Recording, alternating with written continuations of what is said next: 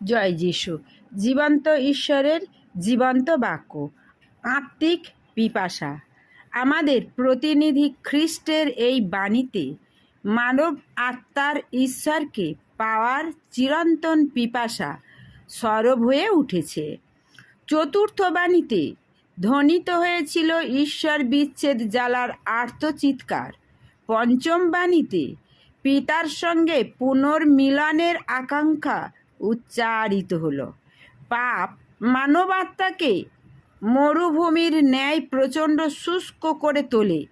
যুগ যুগান্তর ব্যাপী ঈশ্বর তাঁর প্রেম বাড়ি সিঞ্চন করে পাপীদের আত্মাকে করতে চেয়েছেন সরস সজীব। বাইবেলের আদি পুস্তক থেকে প্রকাশিত বাক্য অবধি প্রবাহিত আছে শাশ্বত জীবনদায়ী ঈশ্বরের নদী। স্বর্গে নেই কোনো সূর্য চন্দ্র, কিন্তু আছে জীবন জলের এক নদী।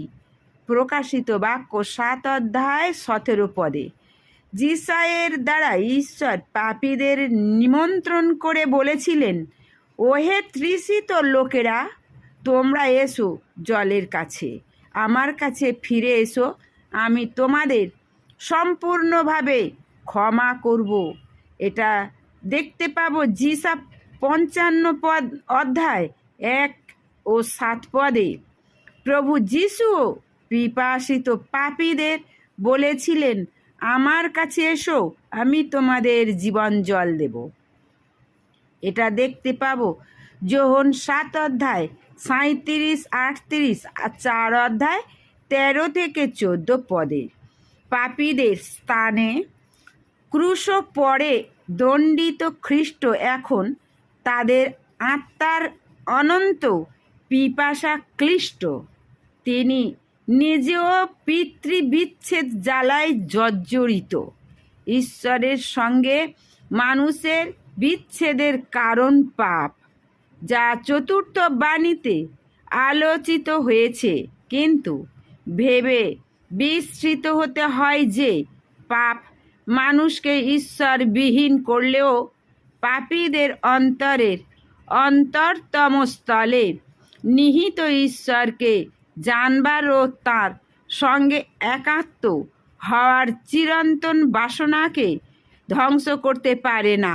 এই বাসনা থেকে যুগে যুগে উৎপত্তি হয়েছে প্রস্তর, বৃক্ষ, নদ নদী, সূর্য, পশু পাখি ও বিভিন্ন দেবদেবীর পূজা অর্চনা। আমার পিপাসা কোন পেয়েছে বলেছেন পাপীর বন্ধু ও পাপীর পরিত্রাতা প্রভু যিশু খ্রিস্ট। জয় যিশু। তোমরা ভালো থেকো, সুস্থ থেকো, ভালোবাসা দিও, সাবস্ক্রাইব, কমেন্ট এবং শেয়ার করো।